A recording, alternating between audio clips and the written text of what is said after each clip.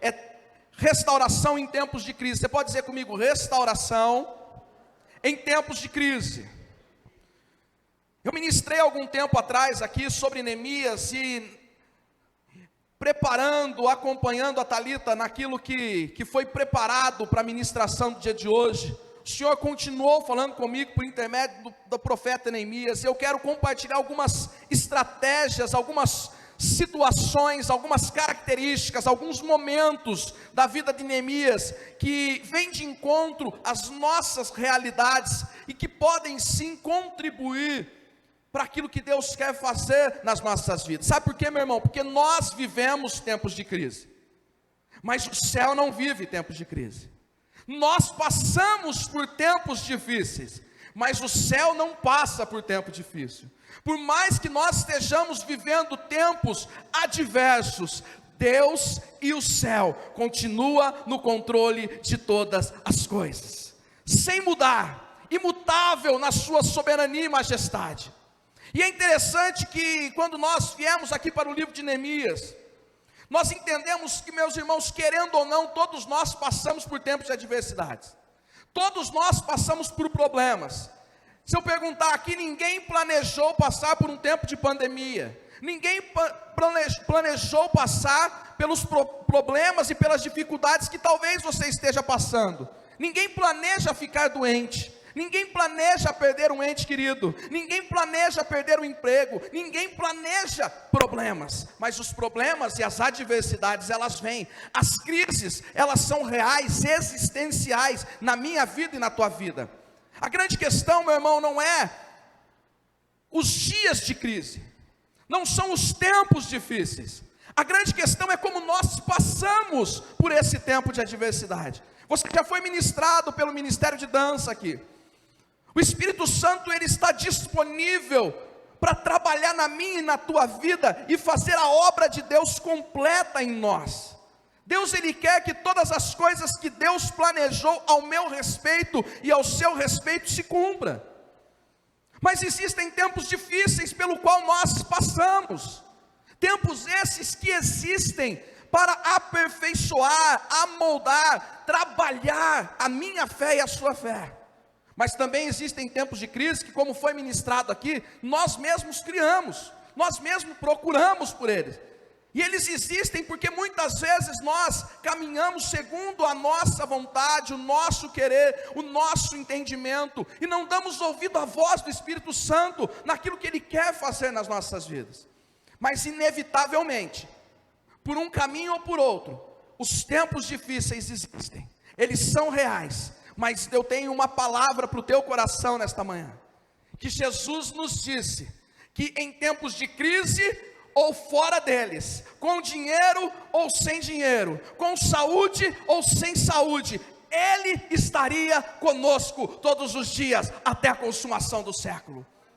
Porque não existe crise para Ele, meu irmão, não existe destruição, pelo contrário, o Espírito Santo de Deus é especialista em restaurar, em pegar aquele que aparentemente não é nada para a sociedade, aquele que aparentemente não tem mais futuro, aquele que aparentemente está derrotado, aquilo que aparentemente não tem mais solução, e Ele é poderoso para trazer existência aquilo que não existe. Ele é poderoso para restaurar aquilo que homem nenhum pode fazer. Ele é poderoso para fazer na minha e na tua vida, em nome de Jesus. Você crê nisso, meu irmão? Neemias, copeiro do rei, como eu já disse aqui, na minha pequena participação, que a Thalita sempre faz, eu tenho que participar, já que eu não posso dançar, né, irmão? Imagina eu com esse tamanho dançando. Oséias deu até glória ali. Livramento. Vocês riem, né? Então, na pequena parte que eu passei aqui, eu disse para você, Neemias, copeiro do rei, homem fiel, temente a Deus, mas também comprometido com o seu trabalho, com o lugar onde estava.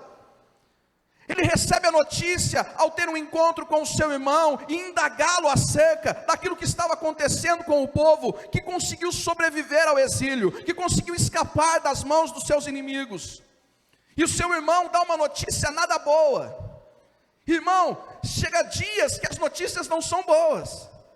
E o seu irmão vira para ele e fala: Neemias, o povo está em miséria, O povo está passando por adversidades. Os muros estão em ruínas. Os problemas são grandes. As dificuldades são gigantes. As coisas em Jerusalém não estão boas. E a Bíblia diz que o semblante desse homem cai, mas ele não deixa de fazer aquilo que ele tinha que fazer, que era servir o rei. E o rei, que o conhecia muito, olha para ele, porque quando nós temos relacionamento com alguém, uma pessoa que, por exemplo, é extrovertida, e ela está quieta, ela está com o semblante fechado, a gente percebe. Uma pessoa que é um pouco mais falante do que o normal, e vocês sabem do que eu estou falando, e quando ela está muito quieta, você estranha, você fala, rapaz, tem coisa errada, fulano está quieto demais. E aí você fica percebendo que algo está errado, e o rei ficou, ele olhou para Neemias e percebeu que algo estava diferente no semblante de Neemias. Então esse rei questiona, e esse homem fala ao rei aquilo que ele estava passando. Ele vai ter um tempo de oração, até que ele pede ao rei, para que o rei permita ele ter um tempo com o seu povo em Jerusalém, para ser um instrumento de Deus naquele lugar, e restaurar as muralhas de Jerusalém. O rei, tocado pelo poder do Espírito Santo, porque ele é homem de oração, o Senhor toca no coração daquele rei, e aquele rei vai. E é muito interessante, meu irmão, que Neemias estabelece prazo para o tempo que ele vai fazer aquilo que Deus lhe confiou a fazer. Quando nós estabelecemos prazo, nós estabelecemos duas coisas. Primeira, que as coisas de Deus, elas são organizadas, que eu não vou ficar deixando para amanhã aquilo que eu preciso fazer hoje. E a segunda coisa, eu creio que Deus vai fazer algo neste tempo, que eu tenho crido, e Ele tem falado ao meu coração. E aí então, quando nós nos adentramos ao contexto geral deste livro sensacional, ao longo dele, homens vão se levantar, pessoas vão se levantar contra aquilo que Deus confiou a Neemias. Isso acontece nas nossas vidas. Mas eu quero deixar aqui, dentre tantas lições que esse livro nos narra, eu quero destacar pelo menos 3 que nos inspiram aqui, para que a gente possa participar da mesa do Senhor.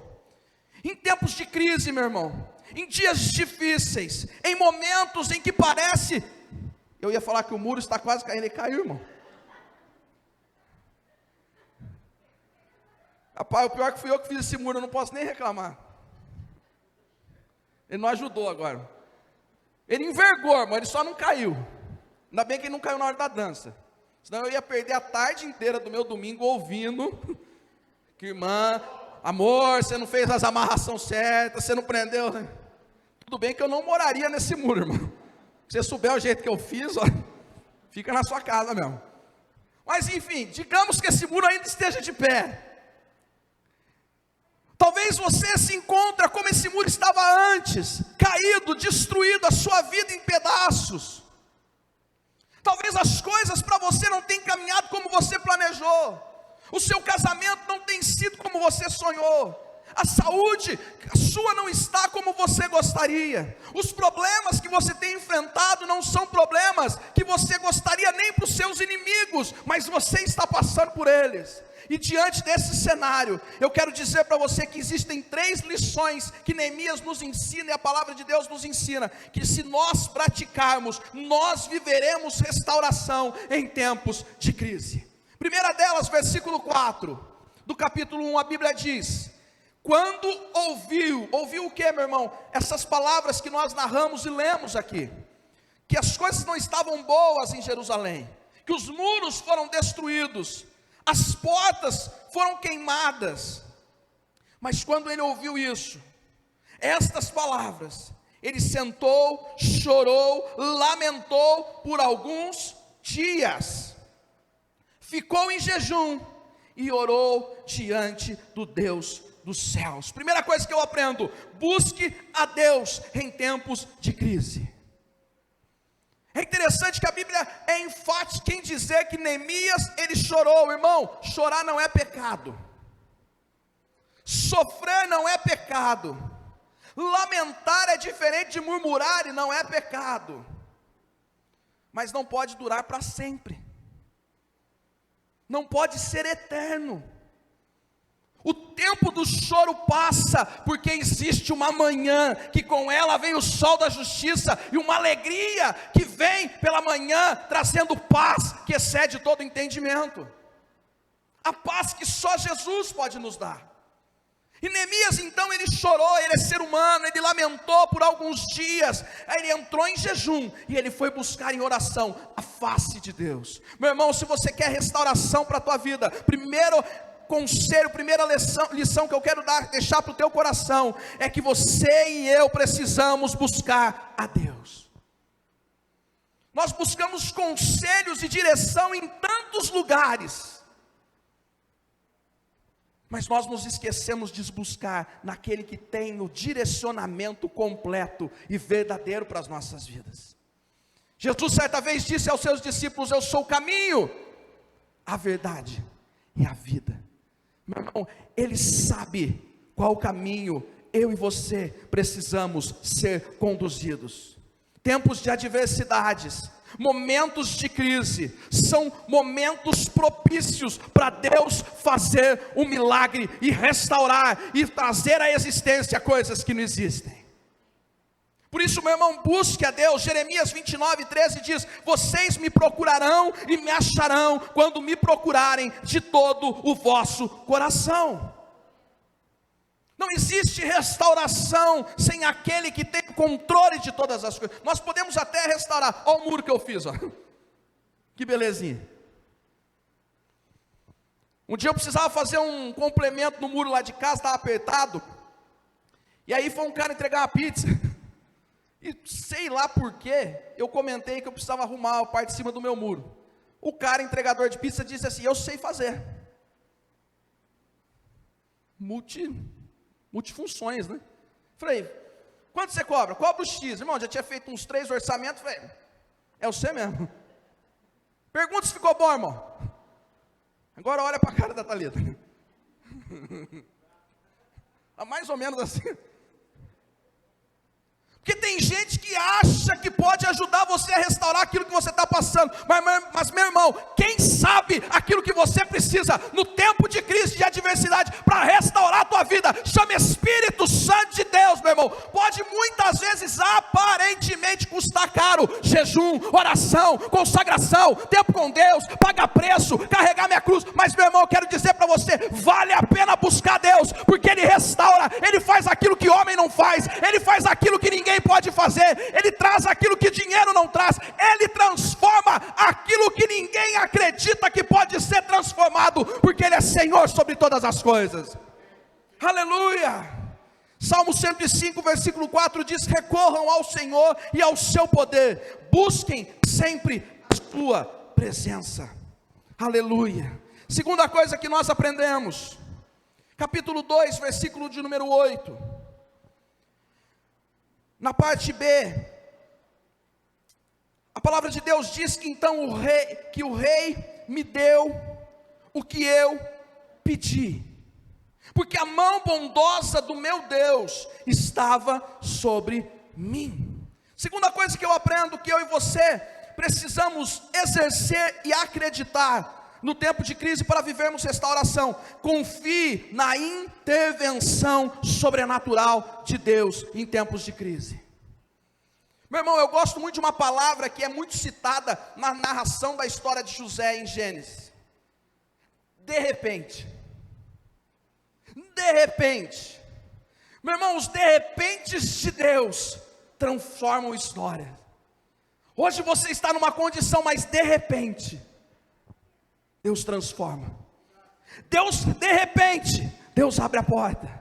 De repente, Deus levanta alguém para abençoar a tua vida. De repente, Deus envia alguém para te ajudar. De repente, Deus te dá uma palavra que te anima e te coloca de pé. E você levanta numa segunda-feira de setembro e fala: eu vou para a luta, porque eu sei quem tenho crido e também é poderoso para fazer infinitamente mais daquilo que eu preciso.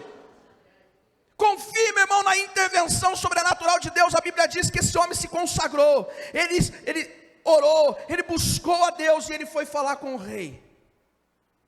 O rei podia dizer para ele assim: não, Neemias, ó, uma coisa é uma coisa, outra coisa é outra coisa. Jerusalém é Jerusalém, Suzã é Suzã. O que você tem que fazer lá, você tem que fazer lá. O seu serviço aqui é o seu serviço aqui.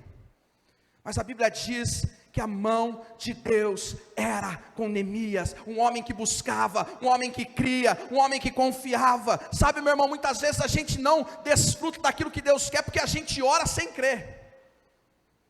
A gente ora e fala: Senhor, faz um milagre na vida do meu marido. E aí a gente vira e fala: mas ele é difícil, ele é duro, oh, coração de pedra. Aí a gente vai e fala: Senhor, abre a porta de trabalho para mim. E depois a gente liga a televisão e fala: está difícil mesmo, está todo mundo sendo mandado embora, problema, adversidade.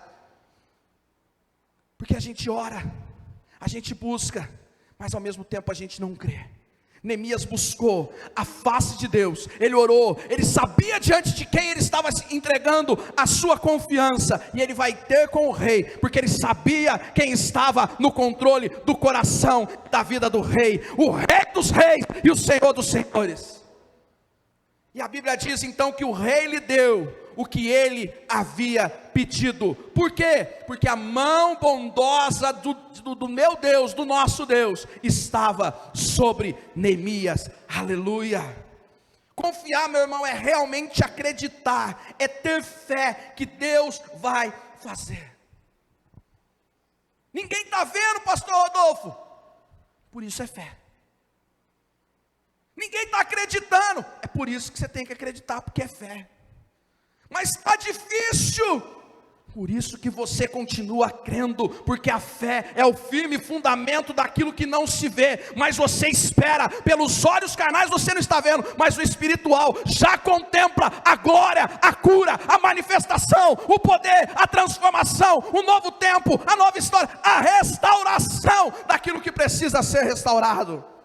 Aleluia. Salmos 9, versículo 10 diz: os que conhecem o teu nome confiam em ti, pois tu, Senhor, jamais abandonarás os que te buscam. Quantos buscam a Deus aqui?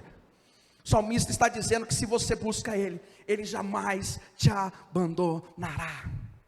Mas é interessante que ele inicia dizendo que aqueles que buscam a Ele, ele termina dizendo, jamais serão abandonados, mas ele está dizendo, só busca Ele e crê que jamais será abandonado aqueles que conhecem o teu nome, e por conhecer o teu nome, confia nele.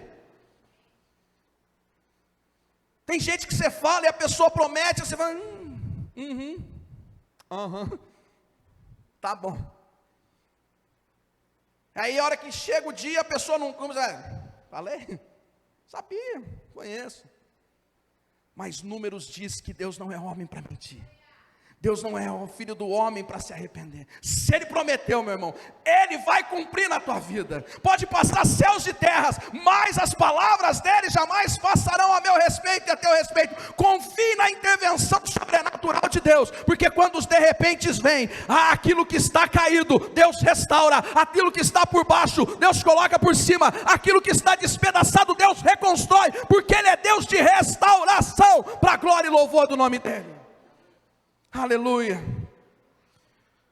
Para a gente encerrar, antes eu quero deixar para você Naum capítulo 1, versículo 7 diz: o Senhor é bom, um refúgio em tempos de angústia, Ele protege os que nele confiam. Meu irmão, para onde você tem corrido no tempo de angústia? Para que lugar você tem buscado descanso e direcionamento no tempo de angústia? Eu quero dizer para você, aquilo que o profeta Naum disse ao povo: Ele é refúgio, Ele é proteção, Ele é segurança, Ele é aquele que nós precisamos todos os dias, e em especiais nos tempos de angústias, porque nós confiamos no controle, na soberania, no poder e no agir desse Deus grande e poderoso, em nome de Jesus. Você crê nisso? Terceira e última coisa, e nós encerramos. Capítulo 2, versículo 17 diz: então eu lhes disse, vocês estão vendo a miséria em que nós estamos, Jerusalém em ruínas e os portões destruídos pelo fogo. Venham, vamos reconstruir as muralhas de Jerusalém, para nos livrarmos desta vergonha. Eu lhes declarei como a mão bondosa do meu Deus havia estado sobre mim, e também as palavras que o rei me havia falado. Então disseram: vamos nos preparar e começar a reconstrução. Terceira e última coisa: creia, porém se posicione para o seu milagre. Aqui então, Neemias pega as coisas dele depois da autorização do rei e parte para Jerusalém. Ele chega em Jerusalém, meu irmão, imagina o cenário de destruição, de ruína. O semblante do povo desesperado, angustiado, preocupado. E agora ele é instrumento de Deus naquele lugar, para não ser contagiado pelo sentimento que estava no povo, mas ser alguém que vai contagiar pela presença de Deus que está na vida dele. Ele chega naquele lugar, meu irmão, e com certeza, penso eu, e quero conjecturar nesse texto, que alguém chegou para ele: ó, Neemias, está vendo? Lembra como era bonito aqui? Quantas vezes nós passamos por isso, irmão? A pessoa chega para você: é bom, era 1964. 1954 que era bom, que a gente tinha, e chorava. E aí vem o outro e fala: Neemias, está vendo as portas? Porta formosa, porta linda, maravilhosa. Olha como é que está agora. Está fogo puro, Neemias. Neemias, não tem jeito, isso aqui não tem solução. Quem já passou por isso?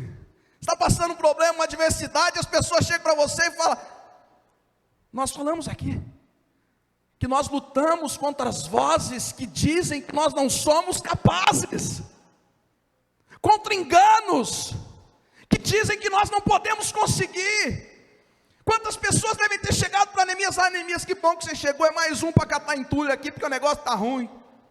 Neemias vira para eles e fala: não, Deus me trouxe aqui, Deus agiu poderosamente lá em Suzã e me colocou aqui em Jerusalém, não para catar entulho, não para chorar com vocês, não para lamentar aquilo que aconteceu, aquilo que existia, mas para restaurar aquilo que está no chão, para trazer novidade de vida, para transformar aquilo que está caído. Meu irmão, não seja influenciado pelas palavras contrárias, por aquilo que estão falando. Seja agente influenciador, aquele que aonde chega atrás da presença de Deus e fala: pode estar caído, pode estar destruído, mas eu sou instrumento de Deus, e meu Deus vai restaurar a tua vida, a tua casa, teu ministério, tua saúde. Se você crê comigo, aplauda, engrandece, adora, celebra Ele.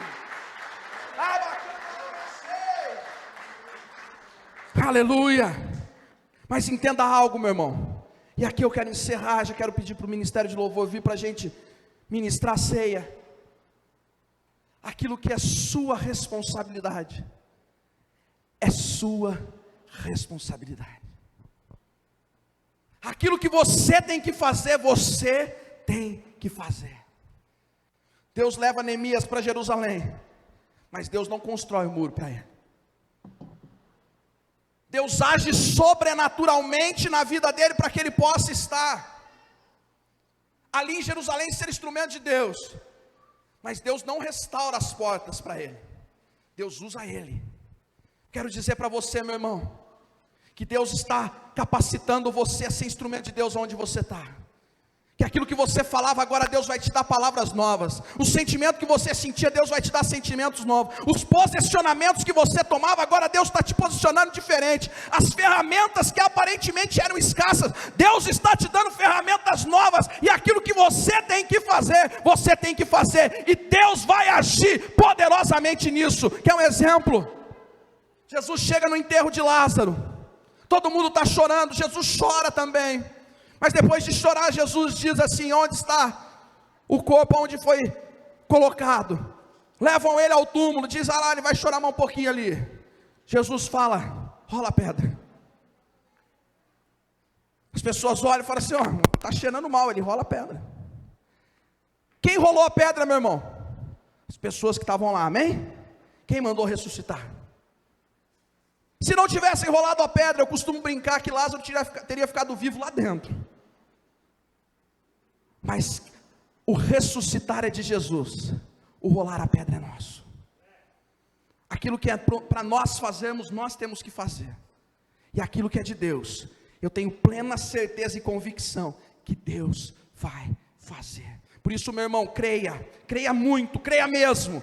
Não creia em mim, não creia no Hérito, no Cadu, não creia na gente não, mas creia no Deus que te salvou, que tem cuidado de você, porque Ele é poderoso para fazer infinitamente mais. Porém, meu irmão, se posicione para um milagre.